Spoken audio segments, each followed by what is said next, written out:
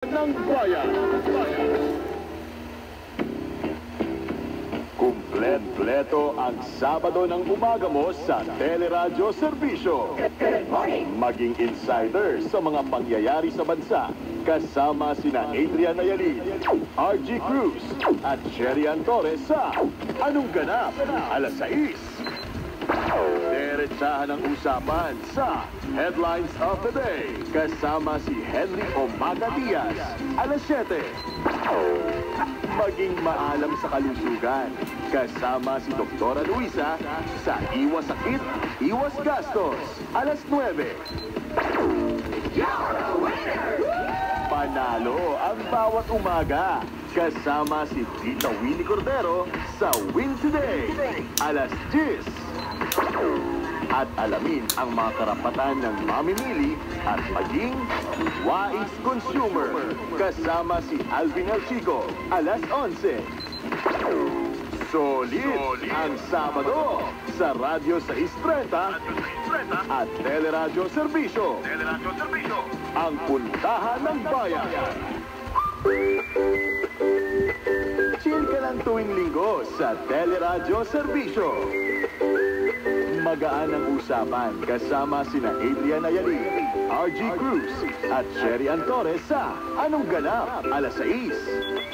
Easy ang usaping trabaho kasama si Danny Bonapé sa Approve Yan. Alas 8. Matuto sa tamang pag-iipon at paghawak ng pera kasama si May Valle Seniza at Salve Doprito sa Panalong Diskarte. Alas 9:30. Updated ka sa trending stories kasama si Liza Aquino sa Wow! Sikat! Alas 11. No Stress Sunday dito lang sa Teleradyo Serbisyo at Radyo 630. Ang puntahan ng bayan.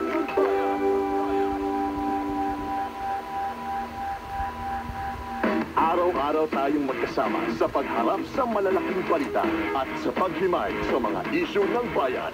Magkatuwang tayo sa lahat ng hirap, saya at ginhawa. Kaya taus-puso ang aming pagpapasalamat dahil sa lahat ng panahon, magkaagapay tayo. Isang malaking pasasalamat sa tiwala ka serbisyo. Dahil sa loob ng 6 na buwan, top 5 AM radio station na ang Radyo 630 sa Metro Manila. Ayon sa Q4 Metro Manila Radio Study ng Kandaro Media, patuloy po kaming magsisilbi ang Radyo 630 at Teleradyo Serbisyo sa bawat Pilipino, saan man sa mundo. Dahil para sa amin, kayo ang #1 na serbisyo. Kalmado ang linggo ng gabi mo sa Teleradyo Serbisyo at DWPM, Radyo 630. Ang mga isyong dapat abangan sa Story Outlook kasama si Joyce Balancio, alas 6:15. Pakinggan ang mabuting balita sa GBU. God bless you. Kasama si Father Jerome Marquez, SVD, alas 7. Relaxing sound trip ang hatid ng K-Pops playlist kasama si Pops Eric Gala, alas 8:30.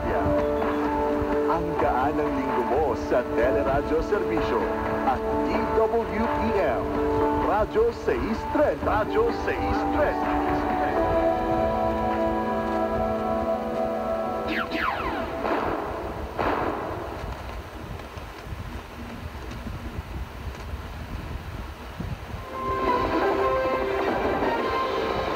Panalo ang Strong Group Athletics o SGA ng Pilipinas sa kanilang unang laban kontra United Arab Emirates sa 33rd Dubai International Basketball Championship sa UAE. Sinubukan pang humabol ng koponan ng UAE sa mga huling minuto ng laban pero naging sunod-sunod ang kanilang turnovers at kabiguang maka-score. Tinalo ng Strong Group ang host team sa kanilang home court sa score na 82-66. Nanguna para sa Pilipinas ang dating NBA player at SGA import na si Andre Robertson at dating NBA champion na si Dwight Howard na umiscore ng 15 at 14 points. Naka 13 points naman ang Lasal superstar na si Kevin Kiambao. Alam niyo bang bago tayo pinatawa ni Eric Nicolas, inaliw na niya tayo sa mga drawing niya. But wait, there's more. Inalam na mutya ng masa na si Doris Bigornia ang hidden talents ng kumikero ng masa. Wala ka galaw-galaw. Pagdating sa katatawanan, isa si Eric Nicolas sa hinahangaan. Pero may tinatagong talento pala ang lolo nyo na minana niya sa lolo niya. Apo ng National Artist for Visual Arts na si Vicente Manansala si Eric. Pulya. Yun. Isa ako sa gumawa nun. May pinagmanahan. Hindi na nakakagulat na dati siyang animator ng mga sikat na anime tulad ng Dragon Ball Z at Sailor Moon. Maraming trabaho din ang pinasukan niya bago nahanap ang puwang sa mundo ng pagpapatawa. Dati ako nagdurukot. Hindi, joke lang. Trabaho ko, nag-waiter ako, nag-boxer ako, naging butangero ako. Nag-train ako, pero unang labong ko, mayaw ako. Kapit ako, hindi ko kaya. At nang mapasok ang showbiz, mapa-hosting, singing at acting, talaga namang kinarir niya. Kaya naman, anumang tagumpay na tinatamasa niya ngayon, talagang masasabing the serve ni Eric yan. Ang ganda ng pag-traffic ako.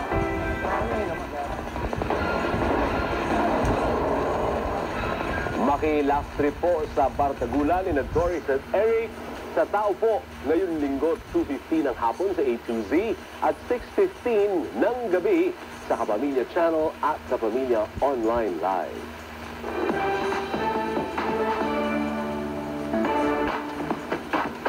Nagtapos na ang seryeng Senior High nitong Biyernes at ayon sa bida na si Andrea Brillantes, nakatagpo siya ng mga